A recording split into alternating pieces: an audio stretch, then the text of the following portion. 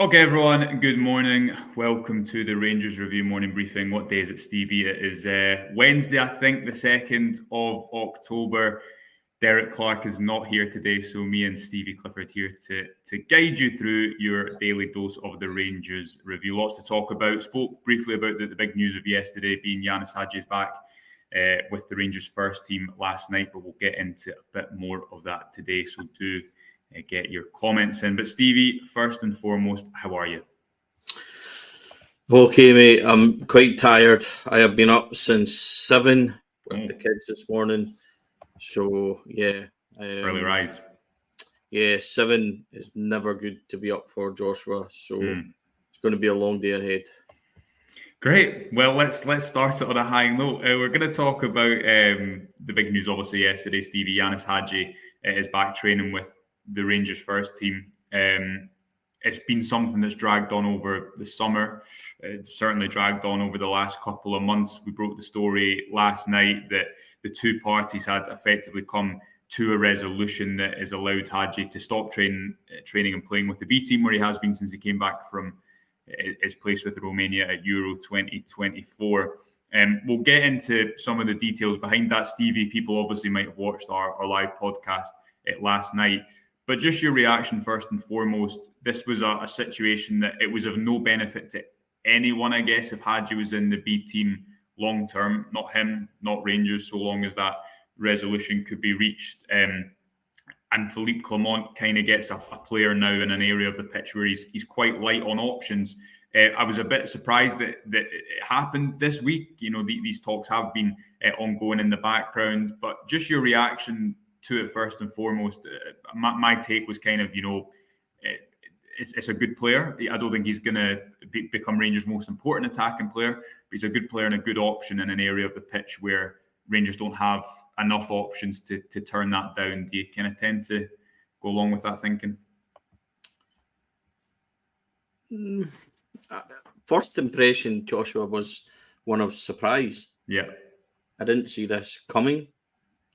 Philippe Clement has put himself in a corner with regards to Yanis Hagi. He was very specific when he spoke about at the press conference that he had decided that Yanis Hagi wasn't his number 10 now, short term or long term, and that he would be better for everybody if he moved on.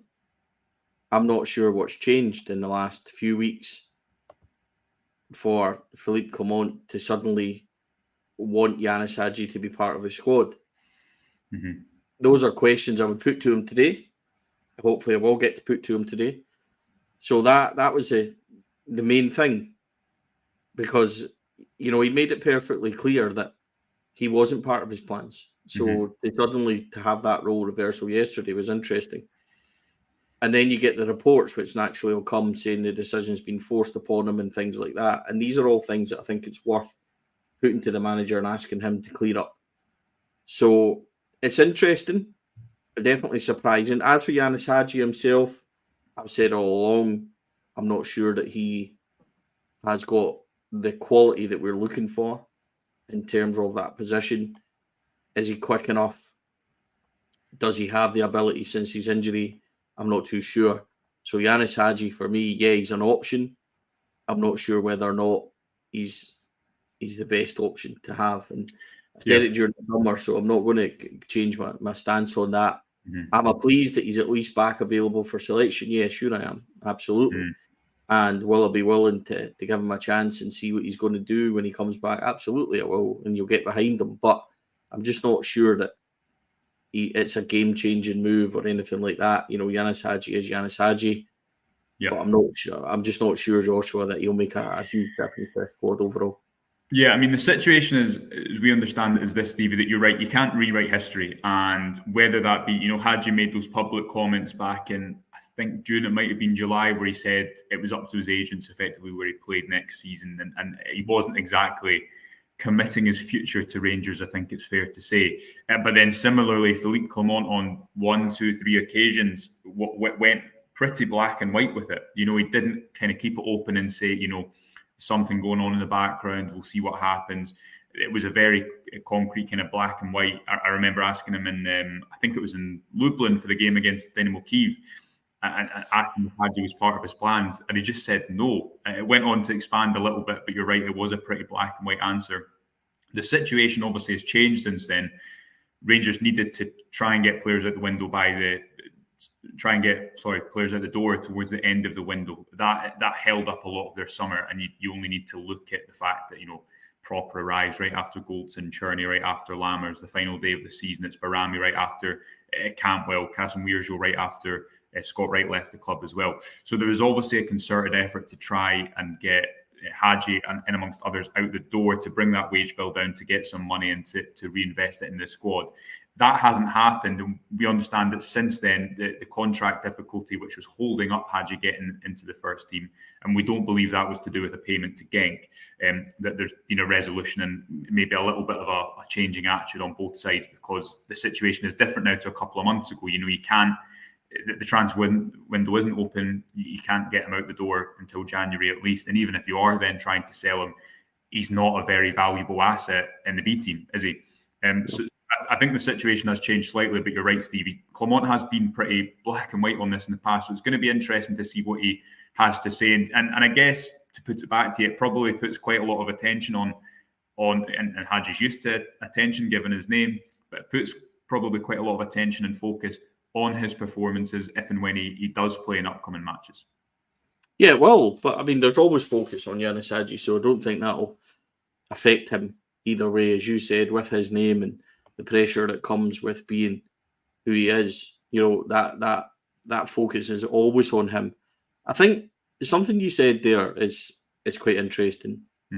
If Yanis Hagi has went to Rangers and said, look, I've not handled this well in the summer. We've got a situation here where I'm maybe due X, Y, Z. I'm willing to push that to the side because I really want to play for the club and I want to get back in the team. And then we can reevaluate this in January, the summer, and see how all parties are feeling. But I'm here and I'm ready to give 100% and I really want to play.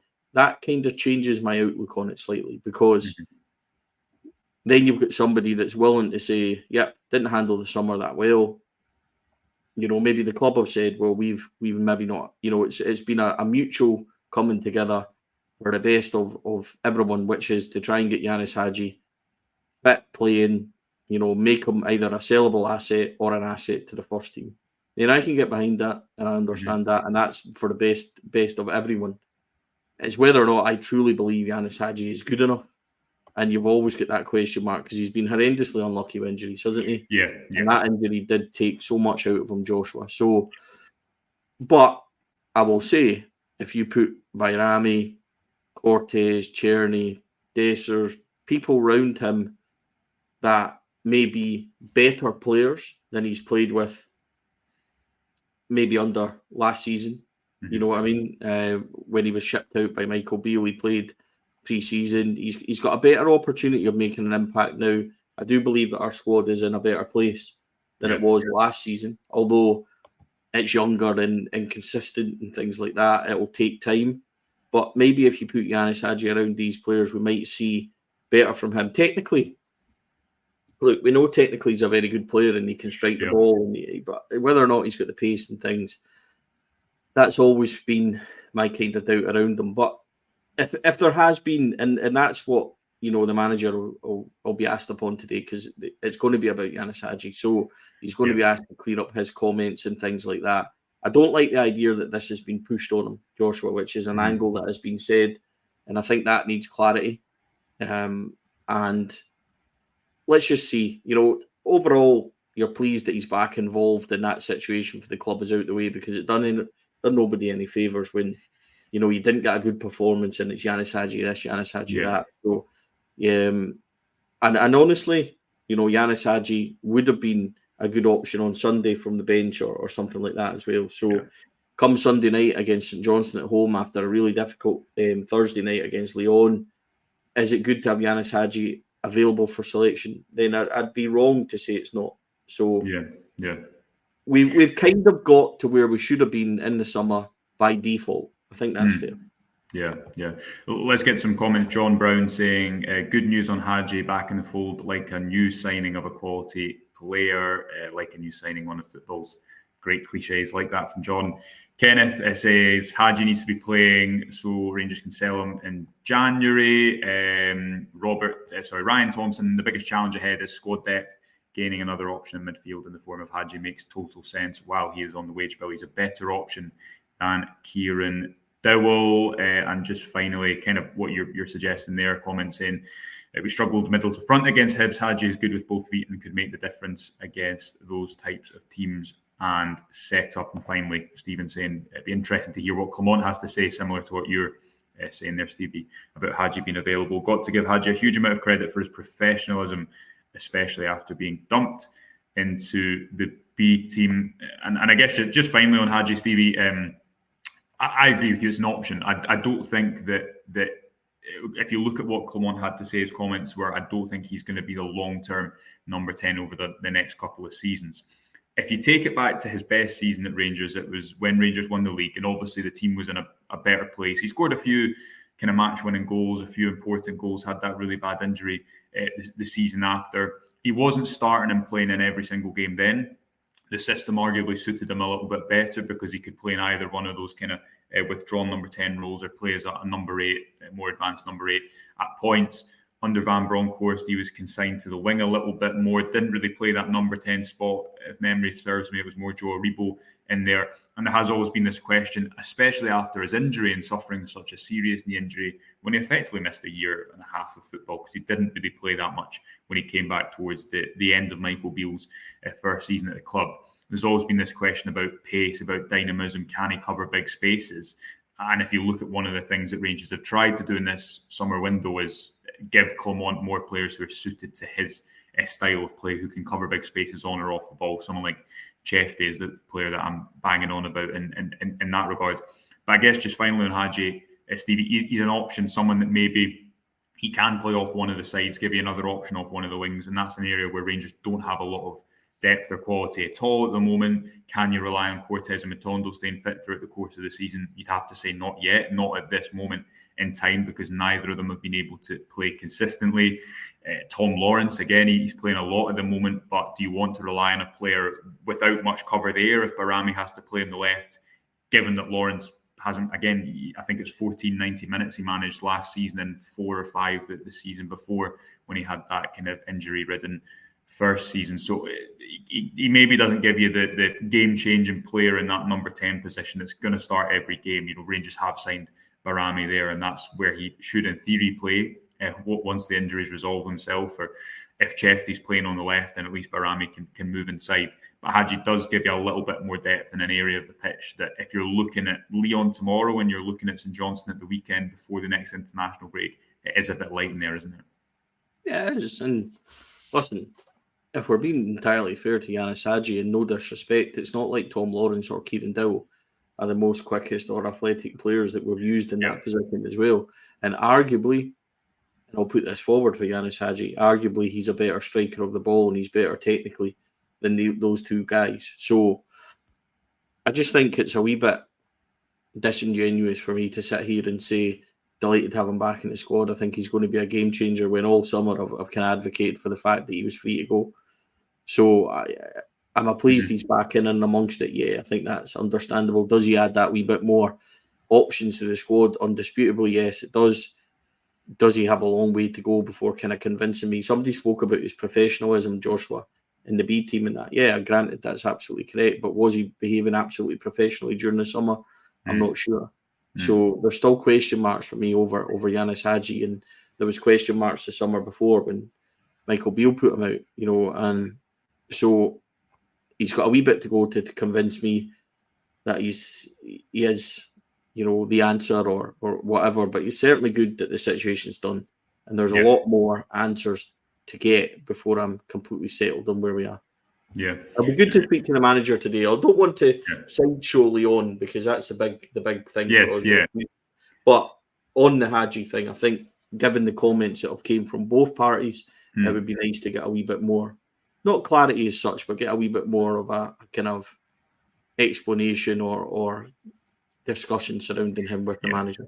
Yeah, it's definitely a bigger story today than Lyon, but we'll of course get on to that. And just finally, John Turner saying, could Hagi play could he be effective? Sorry, a little bit deeper. And it's probably an interesting point, because if you look at how Lawrence is playing, Stevie, and we covered this on the website a couple of days ago, if you look at where Lawrence is getting on the ball, Clement's number 10 this season is running, I would say, towards the ball more than always staying close to the striker. I felt like last season, and Todd Campbell kind of alluded to this in his interview when he joined Blackburn. He kind of said, I have a lot of respect for the manager, but effectively, and I'm paraphrasing here, but effectively said, but the tactical setup didn't suit me.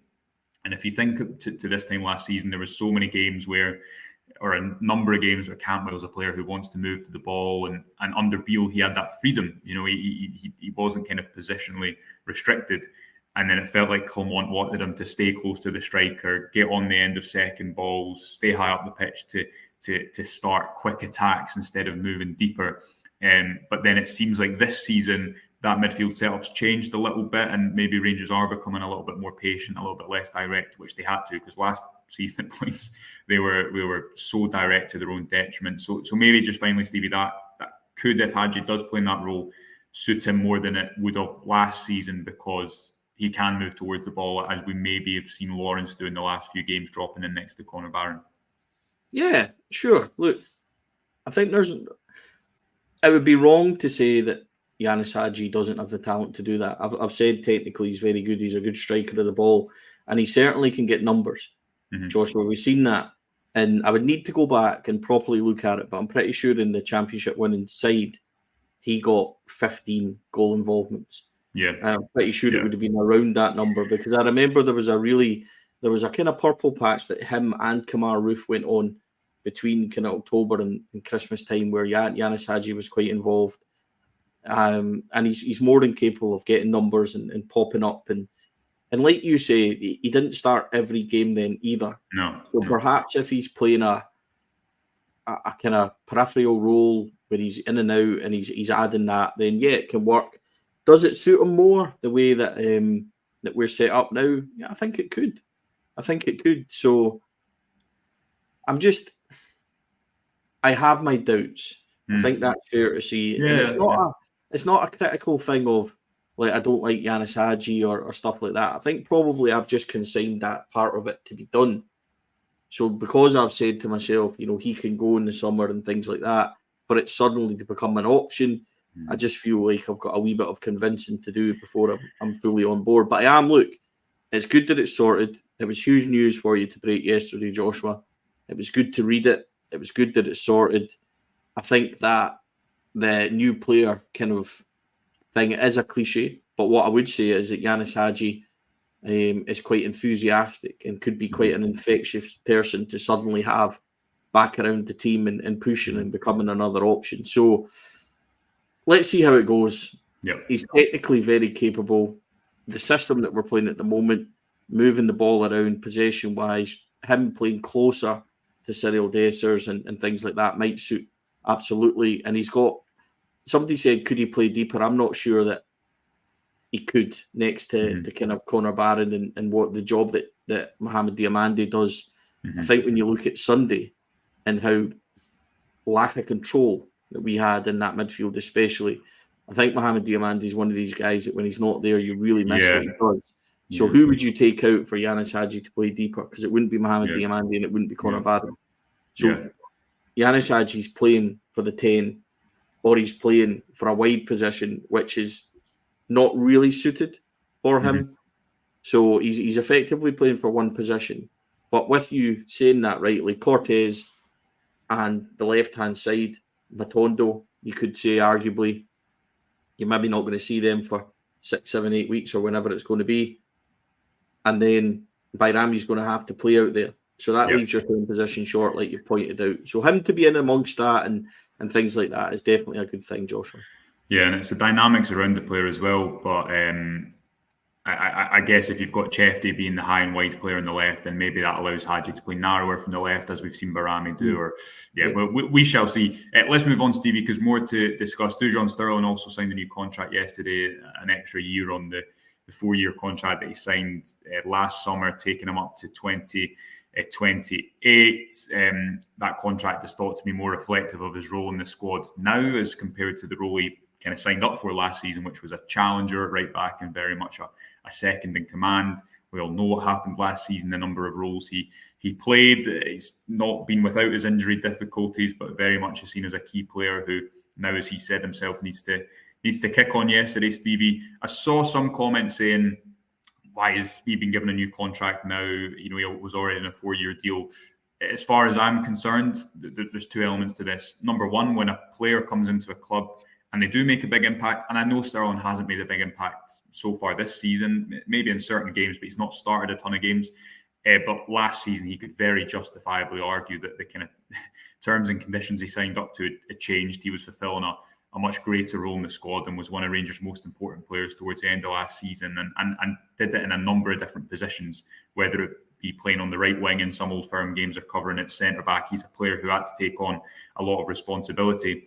And secondly, you're protecting an asset because he is a player. I think everyone would say that if things can click, if he can play consistently, if he can play consistently in one or two positions, then he is someone who should have a really high sell-on value down the line, not least because of the potential he's had early on in his career, and he's maybe started to realise a bit at Ibrox, and you're protecting an asset there because next summer it'll be 2 years, and we've seen Rangers consistently get into this position over the last number of years, haven't we, where suddenly before you know it, a player is going from 2 years to 1 year, and then before you know it, they're running down their contract. So I think it's a positive thing. I think it's a sign of squad management being done better, but interested to get your thoughts on the news as well. Yeah, pretty much what you said there. I've got to be honest, when I seen contract and things like that, I thought at first it was going to be John Souttar because we're expecting that to be kind of close and expecting that to be announced at some point. When I seen it was Dujon Sterling, I was pleased. I wasn't sure of his contract situation, so I had to go and look at that. But when you kind of outline what you did there and with regards to, the summer being 2 years and then all of a sudden it starts swinging towards player power, Rangers have acted quite smartly. He is definitely somebody that they're going to look to sell on. He is English, so he has that kind of homegrown appeal for teams down south that might be looking for a kind of utility squad player that could kick on. So in terms of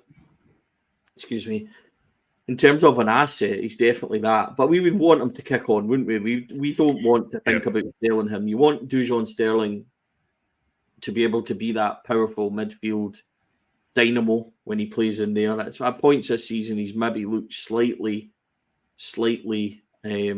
lost in there. I don't think he covered himself in glory the games that he's played this season. He's had little cameos here and there where he's been okay, Joshua, but I think he's maybe struggling for a consistency. I would like to see him start at right back and get a run of games at right back till we figure out where he is. Agreed. And, we might have to wait for that. And I think Rangers will maybe just earmark that as being, this is where you're going to play. You might have to wait a wee bit longer for that to happen.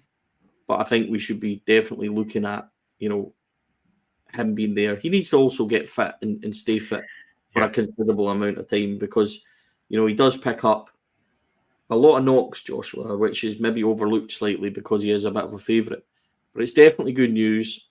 He's a powerful player. He's a player that I like. He's a player that gives everything. He's a wee bit short on form, right? But it doesn't make him a bad player in my books. It doesn't make him somebody that we're looking to do X, Y, and Z with. So I also read yesterday, I'm pretty sure that I read yesterday, he's now in the kind of leadership group of the squad, which is interesting after a guy that's only been there a year. So he's obviously got a presence behind him and a drive in the dressing room that people appreciate. For him to be voted into that kind of leadership group and be a voice for the players is a very interesting one because he's still young, isn't he? What is he, 24? About to turn 25, I think, this month. So he's kind of reaching that. He's still, maybe not regarded as a senior player, but he's getting into that mid-range player where he's one of the more experienced voices in the dressing room. Yeah, absolutely. So it's still a big thing for somebody of that age to be going, in that position. So it's definitely good news. Slightly surprising news, but when you outline it like you did and why they've done it, it's a really positive thing.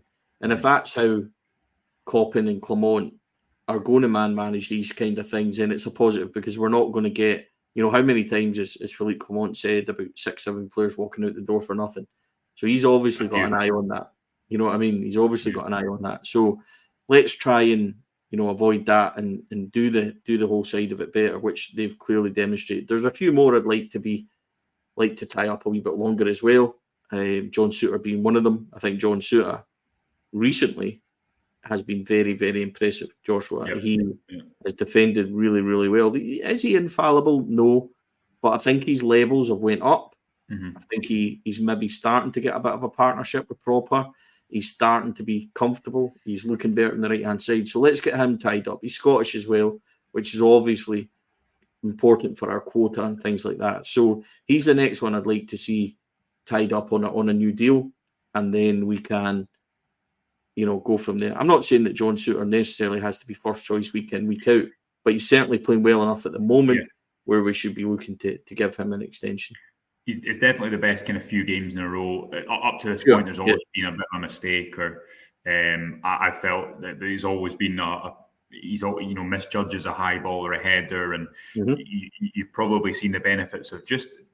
It's actually interesting comparing this to Sterling, because Souttar has played on the left-hand side of a back four, which he's not a player that uses his left foot ever. And if you think back to some of the mistakes he's made, whether it be Kilmarnock on the opening day of last season, it's trying to go for a ball on the left-hand side with his right foot kind of that gets stuck under his feet. And there was a number of mistakes that I think you could put down to, and maybe at times he's quite a full-blooded player and he does misjudge crosses and he does get stuck under the ball, but also he's playing on his weak side and he's not got the consistency of playing on his strong side.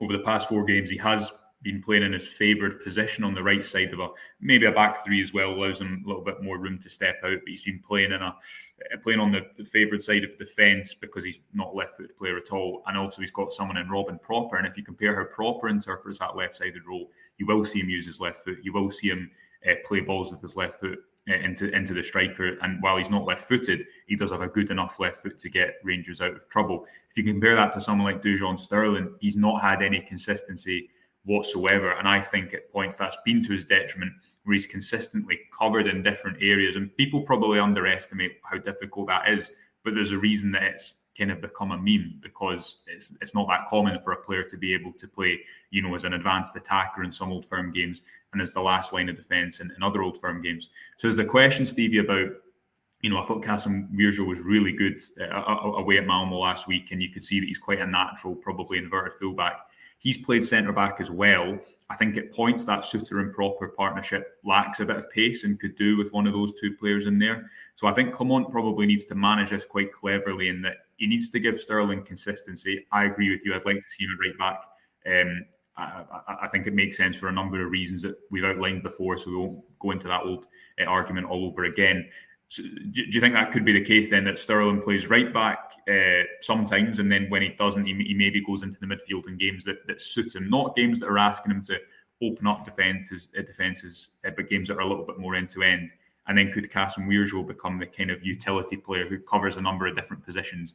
And then that maybe means that Sterling doesn't have to get moved about from game to game, and he can achieve that consistency, which should help his performances. Yeah, but I also think that, with regards to the midfield thing, Connor Barron's actually doing what he did so well, because he was the aggressive ball winner.